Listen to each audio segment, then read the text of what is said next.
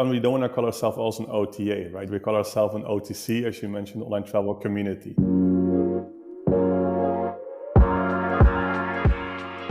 Welcome to a new episode of the SMAC Hospitality Podcast. My name is Florian, and I had the great pleasure to welcome Michael Ros, CEO and co-founder of Bidroom. Of course, we spoke about Bidroom and how they've introduced the first membership-based travel community, Michael's entrepreneurial experiences, and the future of the travel tech space. Enjoy the show. Good morning, Michael. It's great to have you on the show. Good morning, Florian. Good to hear you. Michael, for the ones who are not yet so familiar with Bidroom, could you quickly introduce us to the concept of Bidroom and what you've built since 2015? Yeah, well, I will. Bidroom is a hotel booking platform, but actually we are the good guys in the industry, so we don't charge high commissions. We ask the hotels to give a discount and give this back to the traveler. Our travelers, they're paying a membership fee, so we're more like a travel club concept. So our travelers paying an annual fee, and in return they're saving on travel, getting upgrades in on their stay as well, and also negotiated partner benefits for them. So we're the good guys. At the end, it's a win-win for the hotels. They're making more revenue, and the traveler is saving some money. I think just to be added in there, I think we only work with hotels directly, so we don't use third-party suppliers. So we contracted over 65,000 properties, including some large chains, and connected as well with them directly. Yeah, that's super interesting, especially with the big OTA discussion over the past few years. But let's jump first on your own career and how you got into this. Were you always in travel, and was that kind of out of your own experience that you've been building Bidroom, or how did you get to that idea? I started my first company when I was 16, so I actually started during my studies. Went up and downs, made growth quite a lot, then made some mistakes. What did you build?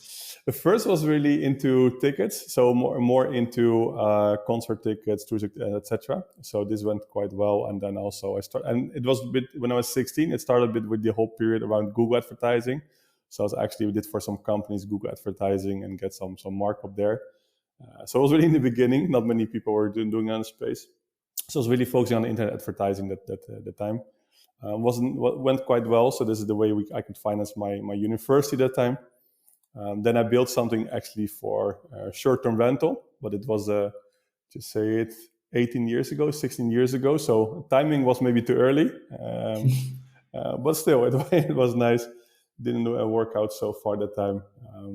And then actually my new entrepreneurial experience started, how long ago? I think 12, 13 years ago. Started again for myself, started a travel agency. So those packaging, flight, hotel transfers, and I started this company because of my passion for travel. So I just built everything by myself. I love technology. We scaled quite quickly. From the first year we were profitable. We scaled the business quite successfully, and after 4 years we sold it. And then I started the Bidroom adventure. Yeah. Are you more from the development side or business side, or how come you build everything so fast, so quickly? I always say I can do everything a little bit, but nothing good. So maybe that's why I've got this role now. I just can code a little bit. I can try to sell a little bit. I just know a bit from marketing, but everything just a little bit. So actually, I'm nothing good. Actually, I always say, but I can do everything a little bit. So maybe that's why I've got the role that I have now. But I do love the technology part. So this is everything we do is also based on technology and data. So that might be help as well in the decisions we made during the last years. So I'm a bit of everything. Yeah, and building, for me, myself, as an entrepreneur and then seeing you as a serial entrepreneur, and we also had different discussions already before. But what's for you the secret sauce, so to say, to build successful early stage startups and bringing them to the level of scaling? I think this flexibility is always really important, to really listen to the market, because if you see what Bidroom did during the years, we changed our business model, we changed our approach, we changed how we were getting prices from the supply, from the hotels. So really listen to the market and just change it, right? Don't be stubborn if you think it's going to work, but the industry is against it or just have different ideas about it. Just don't be stubborn. Just listen to the market, make changes when you can still make them. And be agile, right? If you see that things are changing, you saw like 1.5 years ago when the pandemic started, if you're starting things in your making change in your company, just do it. Don't wait too long. Yeah, no, definitely. I think it's listening to the market, but at the same time, you're also somewhat of a first mover, especially now looking at Bidroom. You guys are, yeah, I think the first membership-based travel community and booking Yeah. platform, as you said, everything based on Well, that's memberships. what I'm saying. Listen to the market, right? And of course, we know we're early stage or early with this business model. Charging a user, a traveler, a membership fee was not common. It's interesting to see that what happened in the last, just say, last 6 months, right? You see Tripadvisor launch something identical, the Tripadvisor Plus program, which is actually Yeah. identical as ours. We see a bit more out there in the industry now starting. I know that some airlines starting with a similar business model. So, and it's also a trend, of course. We know that years ago it was moving into Netflix, Spotify, subscription services become popular. Hotels were always using subscription services for channel managers, PMS, so they'll get used to it. It was not common for the traveler so far, but by having the travelers seeing more and more subscriptions, actually, you saw huge growth. We saw it doubled in the last 2 years, number of subscriptions people has. So what just next thing could be the next big thing could be in travel, and that seems to be the right decision. And also it's the way you're acquiring users, right? It's just, first of all, it's a trend, subscriptions, and then you're building different kind of loyalty, which is also important, because at the end, if somebody's a paid user, you have the best loyalty, which is out there. But also give us an opportunity to grow differently. If you have to compete against the OTAs, which has a commission model, but spending a lot on the search engines, and have to keep acquiring users constantly, we said, okay, we just have to acquire a member. We do it mainly to partnerships, so we have a really B2B2C focus. And as soon as a member of us, we can do remarketing on the same user, we can create a relationship with them. So we have a completely different approach. So it's more like an paid loyalty program when you become part of our club. I want to come back to your initial point where you just said the trend is going, especially in hospitality, to picking up subscription models. Why do you think is that now? Is it because before we had so much demand that hotels or travel airlines, etc., could just sell unique tickets, and now as there's more down season, they want to kind of have more secure business through subscription models, or or is it more a consumer trend? I think it's more a consumer trend, but it's multiple reasons. First of all, I think the hotels, they're quite done with the OTAs. Of course, you see all the messaging around it for last years. You see the discussions last weeks about the government loans and everything. So there's a long discussion for a while already. You see that the OTAs increasing their commission constantly. If you see the terms they're using with allotments and rate parity, you can see the discussions also out there, right? In Germany, Netherlands, and many other countries, there are quite a lot of discussions about rate parity part. So it helped us a lot in getting supply. We also know, okay, we can still monetize maybe a little bit the supply side, so the hotels, but also by really getting users and travelers for those hotels, we need a different business revenue stream, a different business model. And also it's connected to the trend which is out there, but also the approach we have. What I said, especially to strategic partnerships, for example, with Visa, with Avis, and many out there. So we're building a loyalty program for ourselves, but also creating more value for our partners, which we have, and they giving, for example, Bidroom membership for free or discounted. And how did you start? How did you come up with the idea of building the first membership based platform? Because of course nowadays you're 6 years in, you have big names around you, you have 65,000+ properties on the platform, but the first step is definitely, I think, the hardest. How did you get up with the idea, and then what was the starting point? Yeah, it was working. That's also where the name Bidroom comes from. Of course, in the beginning, it's okay, we just want to make this industry more transparent and fair. So actually, we didn't have any business model in mind in the beginning. Just, okay, let's let, in that case, hotels bid on the customer. So it means if Florian was searching for a stay in Berlin, he said, okay, I want to go from the 1st till the 5th of September. You made a search, and also the hotels were invited to make an offer on you. So it turned around. So you saw, for example, 50, 60 hotels competing for you. At the end, you choose one of those great offers. It was really great to see. Hotels like the concept. So I could just, as a normal guest, just say, I want to travel to Krakow, let's say, and then you guys had my guest profile, like a profile, and then the hotels could automatically bid on the type of customer I am, or how can I imagine that? Yeah, they were indeed just bidding. So they get an invitation by email, like Florian is searching for a stay in your city. Click here to make an offer, and you see within 24 hours, hotels are bidding actually on you. So it's funny. So somebody offered you 100 euro per night, and then somebody saw it, so they offered you 95 and then 92. So it was kind of a competition between the hotels. So it's really like a lot of gamification fun element. The only thing was, if one of the hotels got at the end the booking, the other 49, if you have 50 hotels bidding, the other 49 were not happy because they did some effort for you, but didn't get a booking. So they said, okay, the approach is really nice, but please automate this. So what we did is we just built their whole automation around it. So we made automated offers, checking the prices on OTAs, minus the discount with permission of the hotel, so fully automatically. And that's actually how the journey started. And of course, then okay, how can we monetize one of them? We also knew, okay, there's a trend now with subscription models. We still want to be in fair and transparent a partner actually for the supply for the hotels. Don't charge them again a high commission. So we pivoting this business model, see the approach, and you see that the hotels are really open for this one. So they're paying a membership as well, the hotels, based on the revenue we generate for them. But these seem to be working for many. And you see, indeed, what you said in the beginning was difficult to get a chains on board. It's really difficult because there's some guys with a nice idea, but let's get it working first, and let's see. But now we're a few years further. We did some nice investment round. We have big partners around us, including Visa, for example, and that also helped us to get chains like Windham, IHG, and many others on board with their full inventory and availability. So how did you attract them? Just by sheer number of users on your platform, so to say? At all, because we also transparent and honest. Like, look, we are not the size of a booking.com, right? Not in revenue, not in bookings, not in people. But we want to change this industry. And we need your help for this. If you really want to change the industry by paying less commissions, get your control back, you need to support us. So that was really the storytelling what helped us to get those hotels on board. And because we couldn't promise them 100,000 bookings per year or more, because it is impossible if you're starting. So we had to be honest.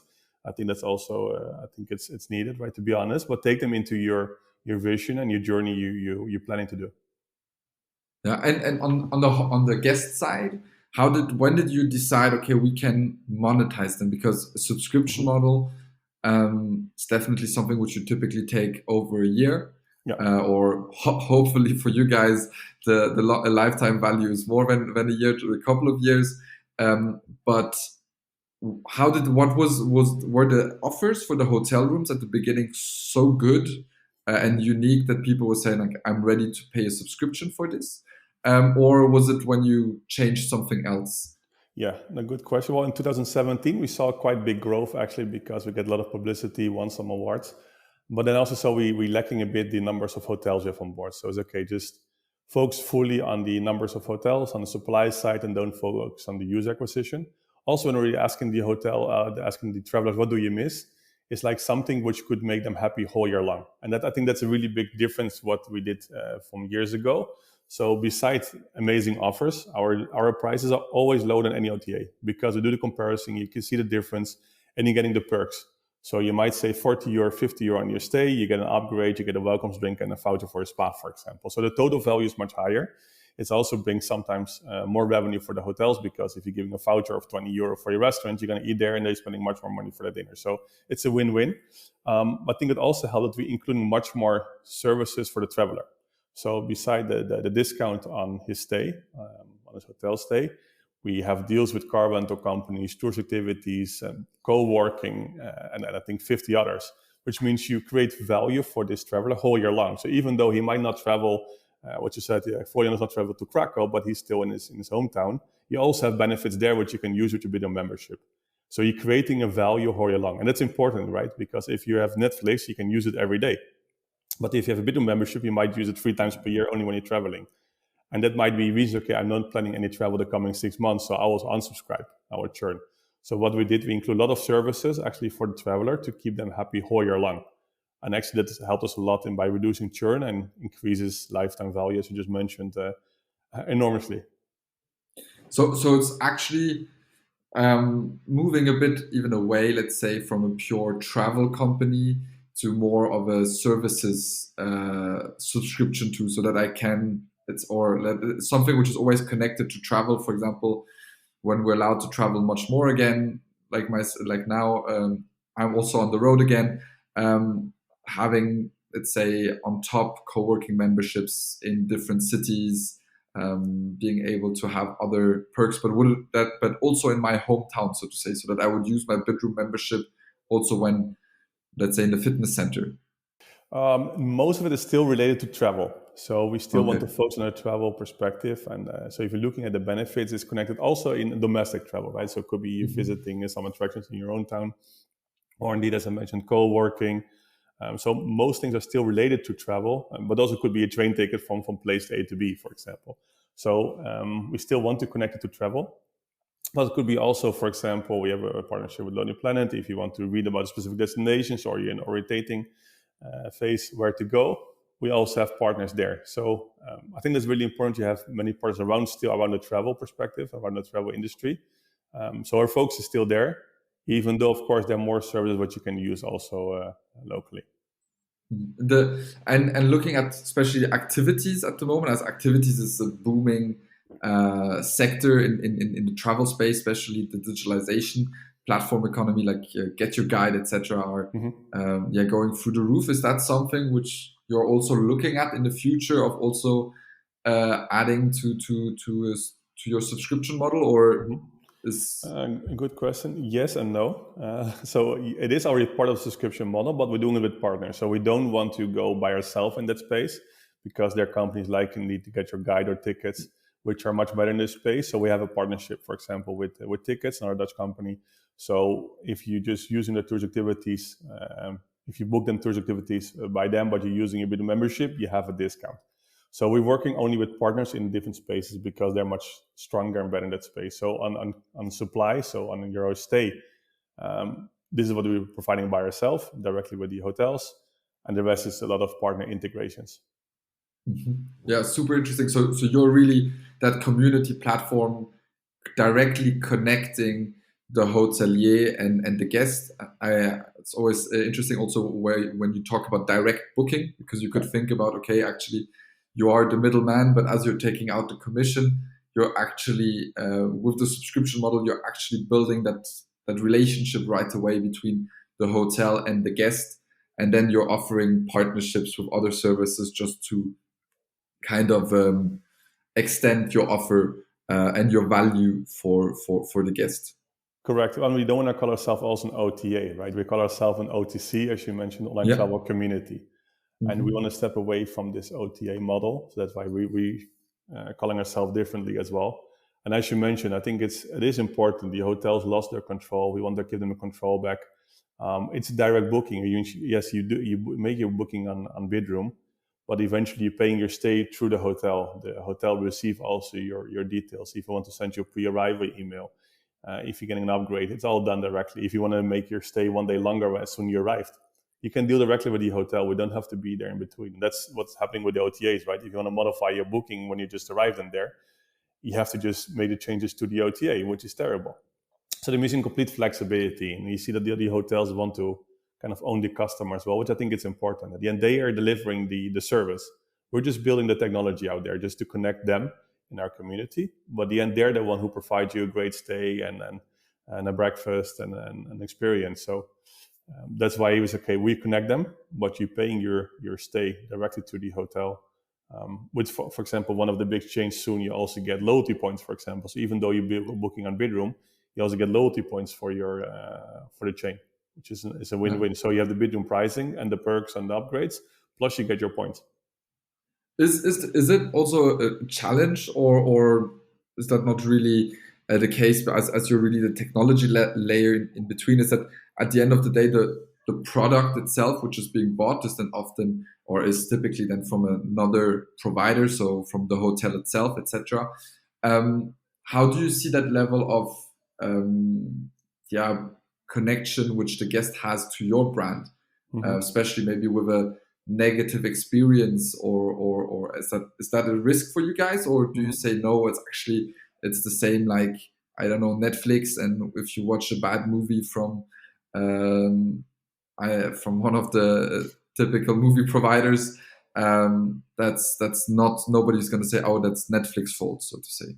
It's Netflix showing the rating of every serial video, and we do the same, right? So we're integrating Tripadvisor reviews. We don't want to build our own reviews because it's another complete product, and I'm managing this. So you can see the experience. You can, with one click, you can see the reviews out there. And in the end, it's your own choice. But still, we're making a selection. When a property is reaching out to us or when we're reaching out to properties to get them on board, we're always looking at the quality. So this is also what we see in our target audience. Our travelers mostly book 4-star hotels. You can see you can see if you're saving 10% on a stay of 500 euro, you're saving is directly 50 euro, right? If you're just focusing on the cheaper properties and you're just booking a stay for 100 euro and you get 10% saving, you're saving 10 euro, which is not justifying your membership, because your membership is 50 euro almost. So that's why you're focusing as well on a bit the higher spend. So mostly book is 4-star hotels, and you see or some 5-star hotels, but 4-star hotels is mostly booked. When you talk about connectivity, that also gave me the biggest headache in the past. Well, you know the space quite well as well. Is like connecting to the channel managers, right? And this is something what I just thought before it would be a bit easier, because you know the landscape of channel managers, PMSs out there, and unfortunately, it's like there's not many standards in there. You see that every channel manager to connect with them is different. So that was like really our focus last year, is to make sure that we also have a seamless integration with the change, with the PMSs, with the channel managers, to make sure we have a seamless booking experience for the user. So directly confirmed, prices always up to date, etc. Not caching of prices, and directly connect with the supply, with the hotels. Yeah, I mean, especially for you guys, if you want to directly be as an OTC globally represented, you need to connect to quite a few channel managers, and as you say, the bookings of this world, they're not working all together to have nice standards, so that also each channel manager is a bit there's not a lot of standards. And how did you guys prioritize? Did you focus on a certain geographic area or more on certain vendors, let's say the sideminders of the world who are the biggest? Of course, you're starting with the biggest, right? Because if you see that with one channel manager we're covering 10,000 hotels, which we have signed, it makes sense, right? So the sideminders, the travel clicks, the switches, the Derby soft of this world, we have them all connected. So of course, we're starting with the big ones, and then you go slowly to the smaller ones. And it also depends on the supply of the hotels, agreements we have in place. Some of them we do directly as well. So it is based on the priorities of the hotels we signed. And indeed, maybe some channel managers, they're keeping this difficult and not standards, because it makes it difficult for a hotel to move on channel manager A to channel manager B. So there might be some reasons why they're keeping it difficult. But indeed, it makes our life not as easy as well. But by building a new infrastructure, I think that's really important and a key asset of our company. We build this whole new infrastructure, which is able to connect with the channel manager PMS much easier than others. We built some adapters. We built a whole hotel product around it, where hotels can managing their rate plans, content, everything. And that's interesting to see that actually build Bidroom as a brand, as an OTC brand. But if you see where's the interest now in our company, for example, from partners, but also from the big companies in travels, okay, what you build actually regarding your connectivity, your infrastructure is so advanced, and so actually is a GDS 3.0, you want to say almost. This is so much further than the rest. Please, can we use your infrastructure? So it is an interesting angle that we're now exploring with several partners. Are we going to license in our infrastructure? They also want to use our supply. That's something we're looking into. But especially the infrastructure what we built, the way we're connecting with channels is interesting. So it is in a space. So we always were really tech focused. We always had, of course, our marketing approach with our Bidroom brand. But you see more the whole interest now in our infrastructure and connectivity is a lot recently. So if you see this is in angle, so we move more this direction as well. So that you would then have Bidroom, the subscription platform, and then offer your tech as license or white label to other parties who then just want to use your connectivity. There's a big chance we move this direction, because we always knew, okay, when we're building this infrastructure, just build it. That actually it's scalable, and also it's prepared for being multi-tenant. So yes, Bidroom is actually at the end kind of a client of our infrastructure, but if somebody else wants to use it, and we have 7 now who just want to use our infrastructure, so we're discussing some commercials. Like, it is an interesting angle, because we have a head start regarding connectivity. We see some companies, they want to own our infrastructure. So there's also like some companies, okay, can we just get you completely, which is an interesting discussion. But at the end, the licensing our infrastructure is interesting, because again, what I mentioned, you see that many companies, they had mostly third-party supply. There's the meta search, you've got also the new generation startups, which are raised quite some money. Is okay, we're starting with third-party supply, but now we want to move into own supply or direct inventory. But they also know, first of all, to get this direct connected, the hotel's contract isn't easy, take you quite a while. But then the worst part is connecting with them, right? So we also move a lot to this space, and I think it's also where our heart is, that we're really like a technology company, maybe less a marketing company. Is that also maybe the biggest differentiator which you have today compared to Tripadvisor Plus, the new Tripadvisor product, who is going into your space, so to say, but they are mainly working with wholesalers and etc. Or how do you see that? In their case, I think it's publicly available, is indeed that they're using mainly third-party supply, right? And we know how hard it is to get this direct supply, but also get those perks negotiated. That's what we're offering as well. So we have a head start there. I think it's also nice because they're communicating this business model. It increase our interest, which is great. So because they launched a similar model, it means is they have their proof and they're just going to look at our membership model. But we have something identical, which is half price, which is compared with their plan, because theirs is 99. But we have 65,000 properties with perks and upgrades and partner benefits. So their move into this space is helping us a lot. And you have the tech to scale it, so to say. We have the infrastructure built, and we have this head start. If we're looking at the infrastructure, if we're looking at the whole application, how hotels can manage their rate plans, their pricing, their content, their perks. So we have this whole build, and that's not what we have. That is for an hotel, is take them 7 minutes to be on board on Bidroom. I know if you, for example, want to add your property to an OTA, it takes you up to 1 or 2 hours because it's so complicated with room mapping, etc. So by having an really advanced infrastructure and regarding the onboarding, and as a property take you 7 minutes, that's it will be no brainer for the property. So they're saying it's taking only 7 minutes to onboard. You save not on commission. You own the booking, so it's like a triple win, I would say. Yeah, no, definitely. So I really looking at that because, as you're saying now, especially with Tripadvisor bringing that so much news to it or marketing to your business model, you're really getting, let's say, to the late adopter or mass market, at least with your subscription model, which before that you were maybe more on the early, not early stage, but more the kind of the innovators, early adopters, etc. on the market. Maybe a nice example to add there. I think it's recently I read a story about Spotify. I think it's a nice example. They really moved. They started directly with, of course, this business model. They were the first ones, and they're a bit how are we going to monetize? Is advertising? Is different ways, but they're massive. Then you see a company with a massive audience. So I compare in that case, just say Tripadvisor with Apple. They're launching Apple Music. They have their audience already, and they're doing well. But still, Spotify is 3 times bigger. So let's keep this example. Yeah. And at the end, you see by moving the big players into the same space, it's making the ones who started smaller can make them bigger as well. Yeah, definitely. And what would be, and we've touched this already a bit, but what would be the moment where you saw, and that's me as a startup entrepreneur asking the question, and is it when did you see product market fit, so to say? When did you know, okay, subscription models is gonna work. It's gonna scale. I think in 2017 was a really important year for us. We started a bit before. Indeed, we were just starting. How can we monetize? Which side? How? We starting with a subscription model in 2017 actually, and then we did some events. We get good investment. The period we won some awards also from the industry. World Tourism Award and some others. Is okay. Actually, the industry is actually accepting the business model. So it was a good sign for us, and a lot happened in that year.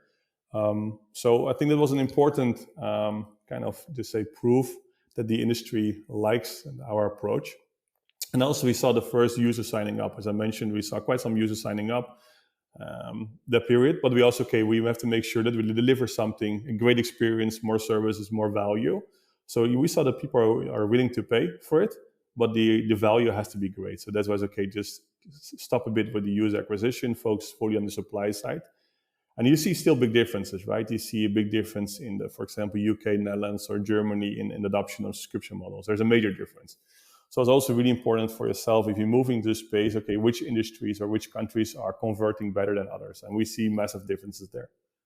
And this is just testing. This is just taking the learnings. What's the best markets? Should I share this in here? Because I know that our guys at Tripadvisor might listen. No, but is it European? Germany is just say one of the worst. So sorry. Yeah, but that's anything with online check-in, etc. I think it was I don't remember exactly who told me that, but it was one GM who told me in London that they have online check-in, and they said nearly everybody used online check-ins also during the pandemic. Only like 1 or 2% of the guests didn't. Yeah, you see, and from these 2%, around 80 to 90% were Germans. So it's no, this you see, and I don't have to mention every country, but of course you see the countries which are more tech savvy. Scandinavia, UK is doing well. They're just, the conversion is much higher. Yeah. And just as a note, I'm allowed to make fun of the Germans as I'm German myself. That's definitely, I think, and we can see also quite a lot of changes with, as you mentioned already before, I'm sure with all the Spotify's, Netflix of this world. I don't know how many subscriptions I have, but we're going, at least in our generation, we're used to not buying stuff anymore. Mm-hmm. But if it's car sharing, etc. Oh, you're changing the economy, right? It's changing for an ownership economy to a sharing economy or a membership economy. So this is changing a lot, right? When you and I don't know if you were in this period before and you ever bought a CD, but when I was young, I bought a CD. You paid €10, you had access to 18 songs, right? Now you're just paying every month €10, for example, for your Spotify membership, and you have access to millions of songs. So you're changing actually ownership into relationship. So it's completely changing this whole space, and from one-time payment to recurring payments. So from one-time transaction into relationship. So it's changing a lot, and it's also the way you see the same. What is Spotify doing? They recommend you new music. They start knowing Florian. They say, okay, this music is probably something you would like because it's based on the music you listened in the past. And this is something what we do as well. Because we have a membership platform, we start knowing our users, our travelers. So if you're searching, if you always for the last 5 bookings, booking a 4-star hotel, which is kind of a boutique style in city centers, and if you're searching for your next stay in Rome, why should you offer him 5-star business hotels in the outside the city center, right? This is not something you're looking for in the previous searches. So he can start, and also based on, for example, your profile, which maybe is matching to some other people in the same age group. So, okay, this is actually in your same age group. This is popular. So we start knowing our guests, our travelers, which at the end bring you and something we recommend for you, which also increase the conversion, right? So we can learn a lot there. And the guest is also... And the guest is also more happy, and not just happy, but also more inclined to give the data. Because often when you're then on an OTA or Skyscanner for flights, you're more going onto incognito mode. So because you expect them to increase the rates the second time you search, so you really don't want them to know who you are, so to say. But in your model, it's more kind of like, hey, I want to then get the best perks, the best offers, which are then personalized to me. So the guest is also much more inclined in sharing. And for us with the pricing, we don't do geo pricing like some OTAs, right? It means if you're searching from Germany or from Netherlands or the UK, it's the same price. This is the price we're getting from the hotels, and we're not going to just, at the end, we're sending really for transparency. And it's not that Florian has to pay more for his stay than Michael. It will be unfair. So, no, definitely. Let's move on a bit and look into the future, to the glass bowl of travel. You as a booking platform, maybe a bit different as it's a membership model, but how do you see now the short term / long term of travel evolve, especially Let's start off maybe with the travelers booking via Bidroom. Is that or maybe also a side note before that, on Bidroom, that's mainly leisure guests, right? It's a combination. We were testing this a lot and try to understand who is actually our user, right? I think that's key to understand who is your user. But you see, it's our user. If I say the typical user, of course, just say 80% of the users. You see, indeed, it's leisure, but combining travel for business as well. So it could be that you and for example, maybe example for you, you just go with your friends, you go to Krakow, and meanwhile you're visiting our office, but then you're going with your girlfriend, you go for a city break to Rome, for example, and then you have to go to the WTM, so you're staying for 2 nights in Canary Wharf. So this is and then you might go for 1 week with your family, you go somewhere else. So this is a typical behavior what we see. At the end, with one stay, you already have your membership back. So if you travel more than that, you're just saving a whole year long. But you see people combining this. So of course, city destinations are less popular now. Of course, obvious. You see that the typical holiday destination doing well. You see some, of course, some increase in short-term rental spaces. But you see a lot as well in the way of people traveling. And if you look at the trend long-term and short-term, as you started with this question, you can see that people indeed their length of stay is increasing. You see people, of course, people can work remotely. Companies are easier than before. You can have this hybrid model. So people will say, okay, I'm just moving for 2 weeks to a different country where it's a bit better weather, and I'm working from there. Why not? And we also allowing this for our employees. If you want to work from a different space and give you new energy, just do it. Now, this is a trend what you see a lot. But also you see, and then we go back to technology. You also see a trend in, for example, in day use, in having use your room for 4 hours during the day for working, and the room can be sold twice a day, maybe from in the night from 6 in the evening till 9 o'clock in the morning, and from 10 till 4 o'clock, for example, for workspace. Unfortunately, the technology from most of the channel managers is not there. They're not supporting this, so this is still an operational disaster. But this is still a trend what you see, right? So I think you will see more a move in this flexibility. You see a move that hotels adding more facilities for co-working or indeed for working from the room, increasing the internet speed and then facilities there. So I think this will be more a trend. And I think you see the trend of business travel is changing. Of course, business travel, everybody's suspecting will be less. Well, it will be less because we get used to, of course, to the Zoom meetings, and I think many of them getting tired of it. But still, you're still proceeding with it. But I think it will be more combination. So sometimes when it's not particularly needed to travel, you still have your online calls, and conferences going hybrid. But on the other hand, you see a trend and increase that because you're building remote teams, before you want everybody in one office, you're building remote teams, but you still want to gather together. So you might have a different travel and say, okay, let's meet all together in specific place. I know, for example, True Travel is a quite nice startup who doing this space. I met them a year ago in Silicon Valley, and it's okay. You just know your workforce, the base all over the world, and they recommend you a place where you can meet, and then you have your whole team together still. And that will be kind of a new trend that still you might not meet particularly on the headquarters. You might meet somewhere else where you can still gather the team together. So this will be kind of a new business travel. What I expect will be there. I think there will be a boost. I think maybe later this year, September, October, when things are becoming back a bit to normal. I think it's starting already, but especially business travel, I think it will be after summer. People miss this a lot, right? Me, but I think you and many others, okay, just can't wait to just travel and just to see people in real life. So I think Yeah. it will be a boost again, and it will not. People say, no, it will be 1/3, maybe less. No, it will come back strong. Not as strong as it was before, but it will be a different kind of business travel. So going to be. Yeah, I totally agree. I think that it will adapt a bit. It's not going to be anymore for each meeting, for each conversation that you need to travel somewhere. For quite a lot of hotels will suffer also a lot, because I think teams will not necessarily always travel the three of them, let's say, but only one or two people. But in general, conferences, events, etc., they will happen again. And I Hotels got a had, different purpose, I think. So what I yeah, mentioned as also as a working space, why not? If you have a complete remote team or you can work from everywhere, you can.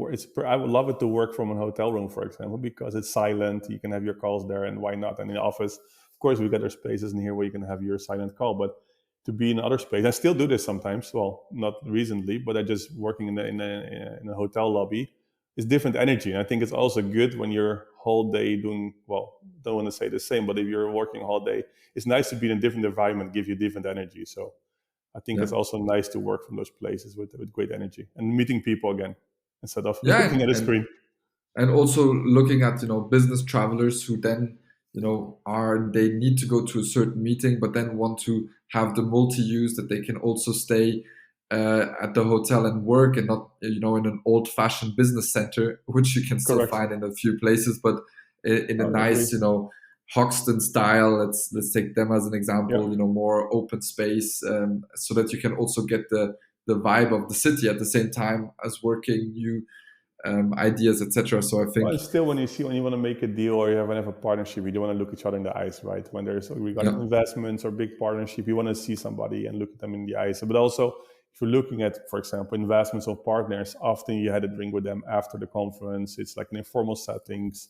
You have to meet people, indeed, and networking is super important in this space, especially when you want to grow. So if you don't meet people, only see them behind the camera, it's going to be more challenging.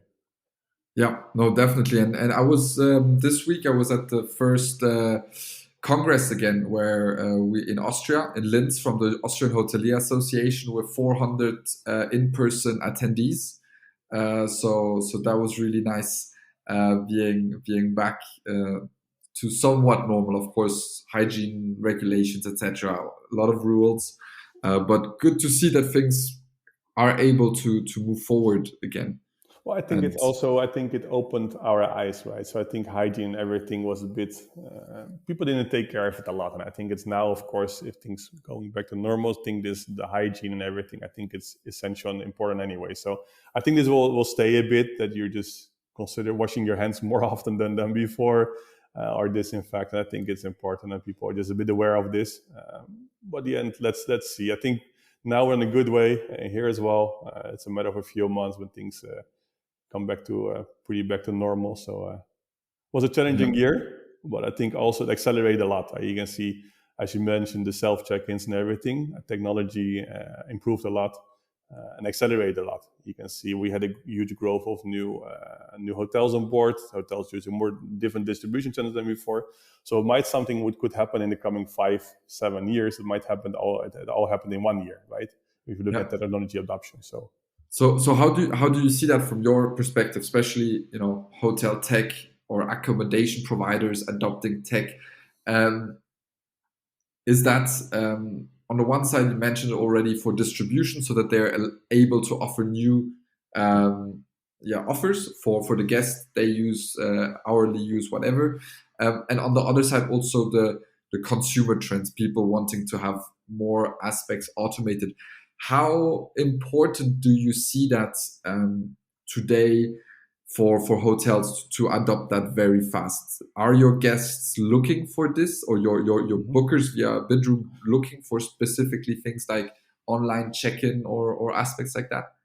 Well, you can see the majority of our users, they are the early adapters, right? You saw this, especially when we launched, it's like, "Oh, this is an interesting platform." So you saw that, especially the beginning, our users were the early adapters. Now it's more broad. So, and they love also, of course, technology. If you look at the hotels, I always say just experiment, right? And there was a great year to experiment with different tools, with self check-ins, different distribution channels. Before, they might be filled with 80% of the hotel by OTAs, with the big OTAs, and they had a bill every year of every month, which was quite high. And now they could experiment with different kind of distribution channels, different technologies. Maybe reduce some costs related to, for example, check-in. They might go to self check-in. So they can improve there a lot. They might not sell there. They had a restaurant open, but it was like only the hotel guests. Now they did food deliveries. We connect, for example, our hotels with Uber. We made a partnership there just to help them, support them. Education part, I think, is also important. So I think it accelerated quite a lot also in the hotel space, how they can actually make a different revenue stream. So again, I mentioned the food delivery, but also, for example, they're opening days, like I give a voucher of a restaurant of 20 euros. Instead of that, when Florian is traveling to Krakow and he's going for dinner out of the somewhere else, if I give him a voucher of 20 euro, he might have the whole dinner and he's maybe spent 100 euro in my restaurant. So I bring some extra revenue. So, but we had to help the hotels often. So we did a lot of education there. We cooperate with hotel schools, for example, to give them also content to help them. And I think that's also important, right? When you're creating an OTC community model, that you're helping the travelers, but also the hotel, not only with bookings, but also with more help. So that's what we did last year as well. So, okay, we help you by connecting you with the Ubers of this world, or some hotel school or other partners. I think that's crucial as well. Yeah, education is key, definitely, as you said that also. And you guys are also doing a lot, or especially you are doing a lot on this side. But Michael, thank you very much for this great chat and giving us so many insight, especially the details behind Bidroom and how we've built Bidroom, and also a bit looking with me into the glass bowl of the future. For listeners who want to connect with you, should they connect to you via LinkedIn? I know that you have also your own podcast. How can they follow you? Yeah, of course, they can follow me on my LinkedIn profile. So if you're searching for Michael Ros, you'll for sure find us. You can subscribe to, of course, for Bidroom membership. For the listeners, especially for you, if you're using promo code MRFP20, so you have a free Bidroom membership. So be quick. So you can use it for a free Bidroom membership. So we're helping the industry as well. So especially for your listeners. And follow every Monday. I have my own podcast, Good Morning Hospitality, and of course the I Meet Hotel podcast. So I did directly some plugging for my own stuff here. Perfect, exactly. That's but only for the ones who listen to the real end, because then we know that that they really listened to so all of it. MRFP20. Thank you very much, Michael. Perfect. Thanks, Florian. That's it for this episode, everybody. Thank you for tuning in. Special thanks to our season sponsor, I Reckon You, hospitality's first customer data platform. Their philosophy is to stop buying software and building a framework. Their middleware platform connects a hotel's above property and on-premise systems, creating a frictionless flow of hotel and guest data that enhances the guest journey while increasing operational efficiency. Find out more at ireckonu.com, and don't forget to check out what there is to know about Smack at smack.media or on our YouTube, LinkedIn, Instagram, or Facebook channel. We'll see you next time.